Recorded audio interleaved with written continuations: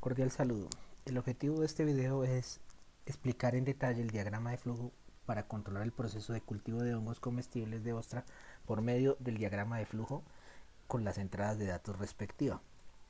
Empezamos iniciando el proceso de mejora del cultivo de hongos con las variables que tienen que intervenir. Entre ellas tenemos un árbol de decisión en el cual se muestra la preparación del material base o sustrato, pasteurización o esterilización del sustrato, siembra de micelio, incubación, fructificación.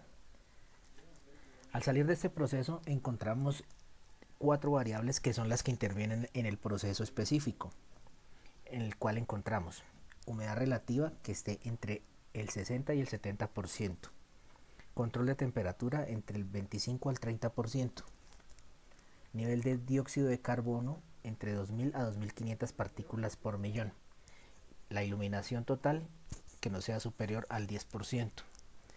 Encontramos en estos procesos unos sensores que son los que toman la información, que son el sensor de humedad DHT22, el sensor de CO2 MQ135 y el sensor luminoso que captura la luz desde 0 lúmenes hasta 65.535.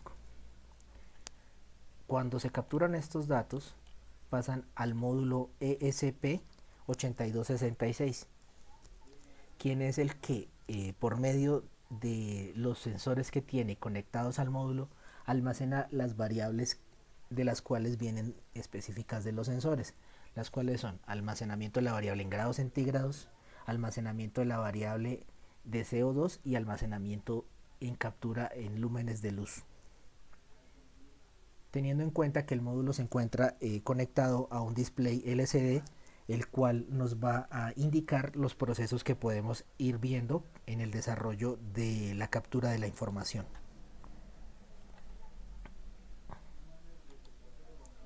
Continuando con el proceso, encontramos las variables, las cuales tienen que estar entre un rango en el cual se evalúa si el proceso sigue hacia el siguiente paso o se devuelve nuevamente a la captura, teniendo en cuenta el rango.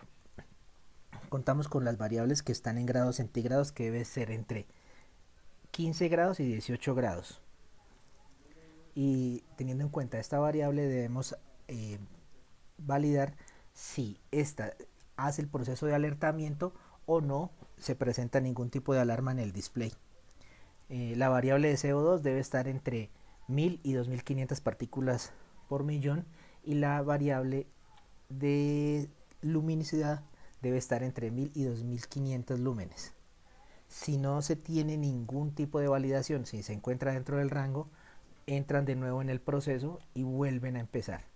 Si la validación sobre estas variables es positiva, se genera una alarma en el display LCD para la variable de luminosidad, para la variable de CO2 y para la variable de luminosidad se sigue el proceso de interpretación de resultados por medio del software a la medida, el cual al conectarse a la consola de transmisión de datos vía Wi-Fi por medio de un protocolo de conexión de internet, se presenta por medio de un almacenamiento de datos en una base de datos en la cual todas estas capturas se registran.